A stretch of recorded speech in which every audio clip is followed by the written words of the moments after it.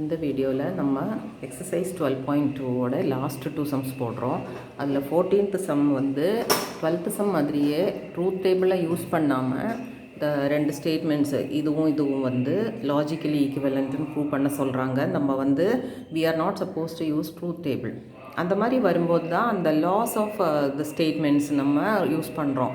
அதாவது P implies Q implies R. எப்போவுமே இந்த கண்டிஷனல் ஸ்டேட்மெண்ட்டோட ஒரு ப்ராப்பர்ட்டி தான் நம்ம இதுக்கு முன்னாடி சம்மிலையும் யூஸ் பண்ணியிருக்கோம். அதாவது 12th sum P implies Q is always logically equivalent to negation of P or Q. அதாவது ஒரு கண்டிஷனல் ஸ்டேட்மெண்ட் எப்போவுமே அதில் வர்ற ஃபஸ்ட்டு ஸ்டேட்மெண்ட்டோட நெகேஷனுக்கும் செகண்ட் ஒன்னுக்கும் ஆர் போட்டால் வர ஸ்டேட்மெண்ட்டுக்கு ஈக்குவலாக இருக்கும். ஸோ நான் அது யூஸ் பண்ணி ஃபஸ்ட்டு ஸ்டெப் எழுதியிருக்கேன் பாருங்கள். P implies வித்தின் ப்ராக்கெட் உள்ள இம்ப்ளை ஸ்டேட்மெண்ட்டை negation of Q or or அப்படின்னு ஃபஸ்ட்டு ஸ்டெப்பில் எழுதிட்டேன். இப்போ என்ன பண்ணுறேன், அடுத்த ஸ்டெப்பில் அந்த வெளியில் உள்ள இம்ப்ளைஸ் ஸ்டேட்மெண்ட் சிம்பிளுக்காக மறுபடியும் இது ஒரு ஸ்டேட்மெண்ட் இதுக்கு திஸ் இம்ப்ளைஸ் திஸ் தானே. அப்போ இந்த ஸ்டேட்மெண்ட்டை வந்து ஃபஸ்ட்டு ஸ்டேட்மெண்ட்டோட நெகேஷன், அதாவது நெகேஷன் ஆஃப் P ஆர் இந்த ப்ராக்கெட்டு அப்படின்னு போடலாம். இப்போ வந்து அந்த இது வந்து ஒரு statement with bracket for the last two. Second and தேர்டுக்கு இருக்கிற ப்ராக்கெட்டை ஃபஸ்ட் அண்ட் செகண்டுக்கு ஷிஃப்ட் பண்ணுறேன். இது வந்து அசோசியேட்டிவ் லா, அதாவது negation of P or negation of Q or R. So இப்போ ப்ராக்கெட்டு ஃபஸ்ட்டு ரெண்டுக்கு ஷிஃப்ட் ஆகிடுச்சு. The property is associative law. இப்போ வந்து டி மார்கன்ஸ் லா யூஸ் பண்ணி this can be written as negation of P or negation of Q can be written as negation of P and Q. இது வந்து De Morgan's law.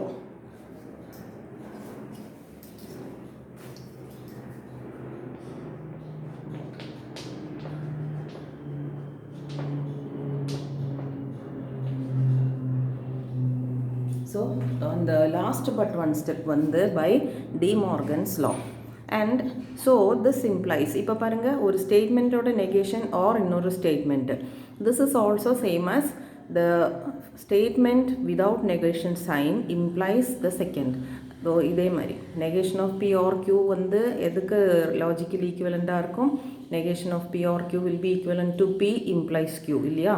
So this implies R அப்படிங்கிற statement அதே property reverse டைரெக்ஷனில் use பண்ணி எழுதியிருக்கேன். So that implies the statement is logically equivalent to the statement. 15th sum ஒரு usual question தான். P implies negation of Q or R அப்படிங்கிற ஸ்டேட்மெண்ட்டை வந்துட்டு இதுக்கு negation of P or negation of Q or R இது ரெண்டும் logically ஈக்குவலண்ட்டுன்னு prove பண்ண சொல்லியிருக்காங்க. ஸோ ஆஸ் யூஷுவல் வந்து இது ட்ரூத் டேபிள் வச்சு தான் பண்ண சொல்லியிருக்காங்க. ஸோ வந்து உங்களுக்கு அந்த 8 rows ப்ரிப்பேர் பண்ணணும். பிகாஸ் PQR அப்படிங்கிற 3 ஸ்டேட்மெண்ட்ஸோட ஒரு காம்பினேஷன் இங்கே. அதனால there will be 8 rows and the combinations that you will try are TTT, TTF, அது மாதிரி TFT, TFF, TFT, TFF, FTT, FTF, அப்புறம் FFT, FFF. இதுக்கெல்லாம் வந்து அந்த ரூல்ஸ் ட்ரூத் டேபிள் எழுதுகிற ரூல்ஸ் வச்சு இப்போ நெகேஷன் ஆஃப் Qனா Qவோட ட்ரூத் வேல்யூ அப்படியே வந்து நீங்கள் ஆப்போசிட்டாக மாற்றி எழுதுறது தான். And then negation of Q or R இதுக்கும் வந்து ஆரோட ரூலை அப்ளை பண்ணி எழுதுறது. Then P implies negation of Q or R இதுவும் பார்த்து எழுதணும் நீங்கள். அண்ட் அதே மாதிரி நெகேஷன் ஆஃப் P அப்படின்னா ஃபர்ஸ்ட் காலம் அப்படியே ட்ரூத் வேல்யூ மாற்றி எழுதுறது.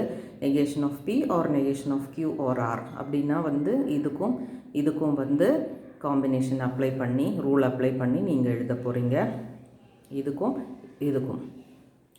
And finally, when you see the 2 columns that are important to see here are the 6th column and the 8th column, and you can very well see that both the columns are identical. So நம்ம எழுதுறோம், the entries in the column 6 and 8 are identical. Therefore P implies negation of Q or R is logically equivalent to negation of P or negation of Q or R.